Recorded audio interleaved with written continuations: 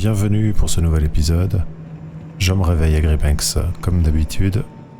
L'objectif maintenant c'est d'aller chercher un petit peu d'équipement. Je vais directement au shop de Grimex.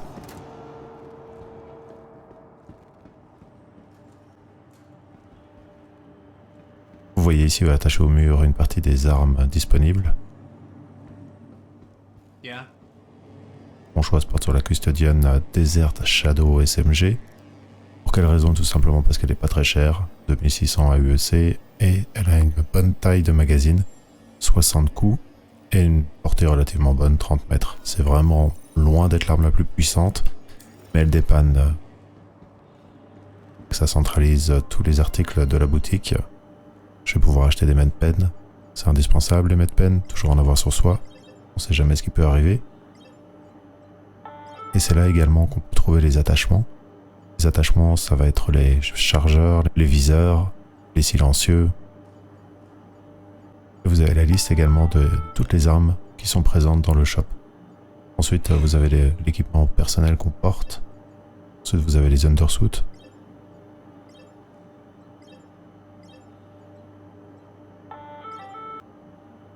Puis les éléments d'armure à proprement parler. Pour l'armure, toujours regarder le pourcentage de protection, 30% pour la dust up. Et vous pouvez également vérifier les conditions de résistance aux intempéries, les températures maximales et minimales auxquelles l'armure vous protège.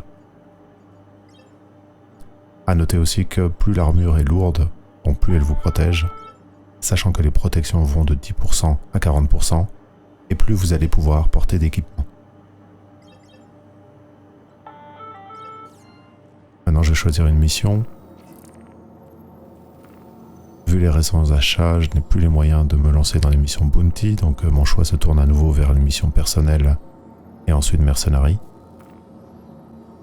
Je vois que Cleaning House consiste à éliminer un PNJ qui se trouve également à Caria. J'accepte cette mission-là. Et décollage. À l'approche de Caria, toujours se méfier des tourelles. Manœuvrer avec prudence, bref, faire l'inverse de ce que je fais.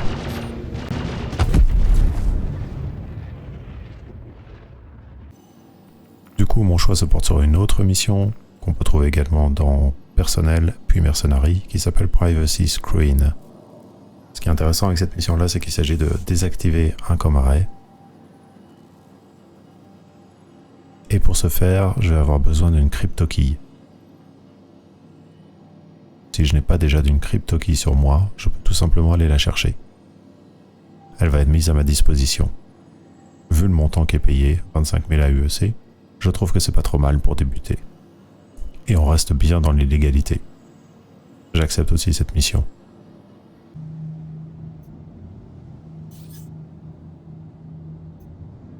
Mais comme c'est la deuxième que j'accepte, en réalité c'est la première qui reste active.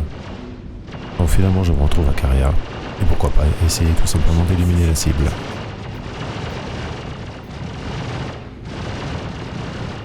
Toujours se mettre sous les pads pour se protéger des tourelles. C'est pas un problème que vous allez rencontrer si vous n'êtes pas un criminel.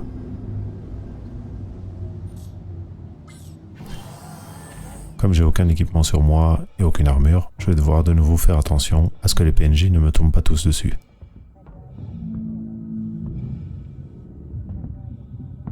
Étrangement, personne ne m'attaque, j'entends pas les PNJ parler. Du coup, ça me permet de looter les différentes caisses qu'on peut trouver à Caria.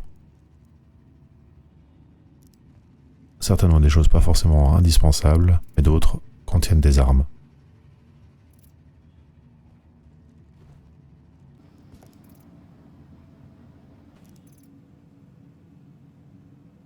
Je prends ici un pistolet, malheureusement 0 munitions.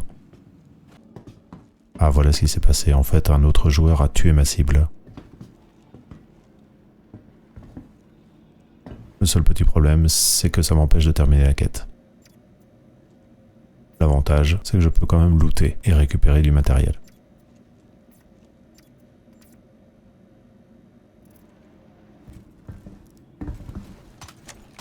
Je vais pas m'attarder plus longtemps. Je reprends mon chip.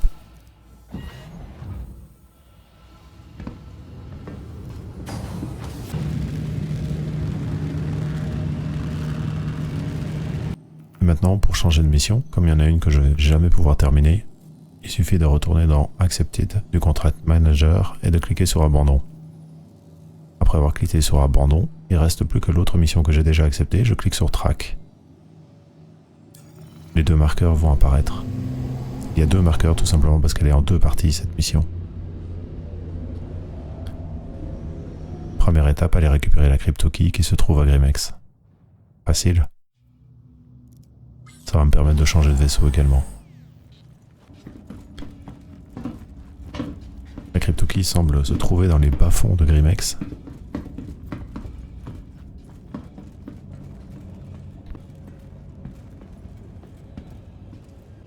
La voilà.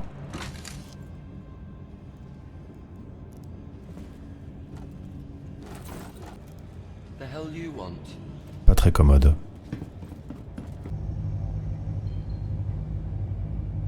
Pour jumper sur un point quantum, si jamais ça vous fait ça, il suffit de pointer sur un autre et de revenir. La calibration se relance et à ce moment-là, vous pouvez partir. Le Comaret est bien défendu par beaucoup de tourelles et également des tourelles lance-missiles comme vous pouvez le voir. C'est un peu facile que d'éviter les missiles, il suffit d'appuyer sur la touche H, à savoir les contre-mesures. Vous pouvez également faire des manœuvres d'évitement comme je viens de les faire, mais c'est vraiment pas indispensable.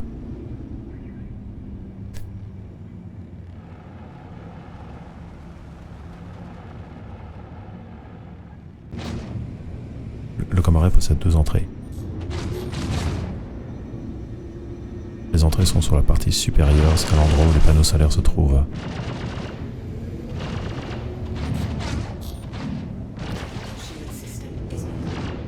Comme pour Karea, l'objectif est de pouvoir placer mon vaisseau à un endroit où les tourelles ne lui tireront pas dessus. C'est raté pour le coup. En me dépêchant, j'ai peut-être une chance.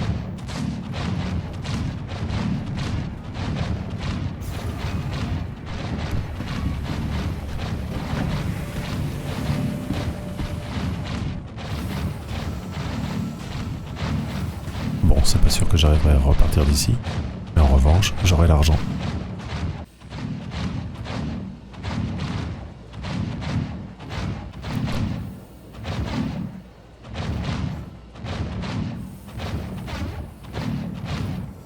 Une fois entré dans le silo, il faut trouver la console.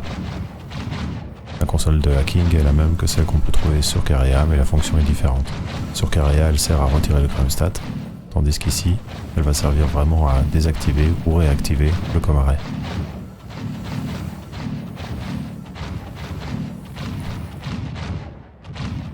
D'abord, je m'équipe avec la crypto-key. Le plus simple est encore de la mettre dans la main.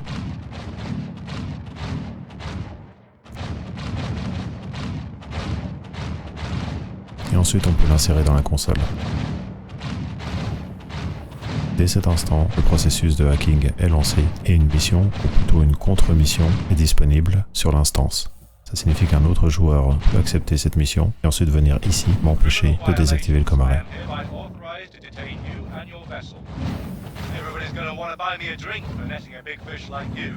Donc pendant tout ce temps, il faut que je vérifie si un autre joueur ne vient pas pour essayer de me tuer pour réactiver le Comaret.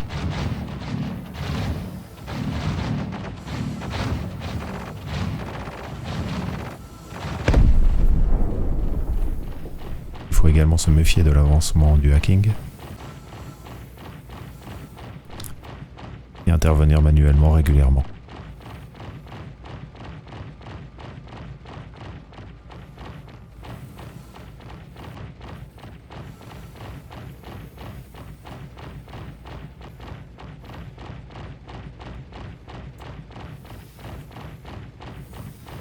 Ensuite, une fois que c'est fait, il n'y a que quelques boutons à cliquer.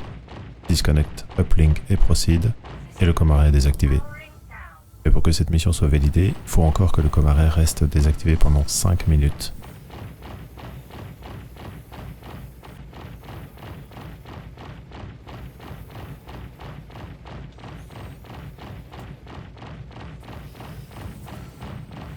Personne n'est venu, la mission est validée. Je regarde quand même à l'extérieur ce qui s'est passé.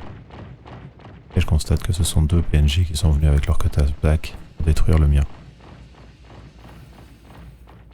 Manifestement, l'intelligence artificielle a eu quelques soucis à les gérer et ils sont maintenant bloqués.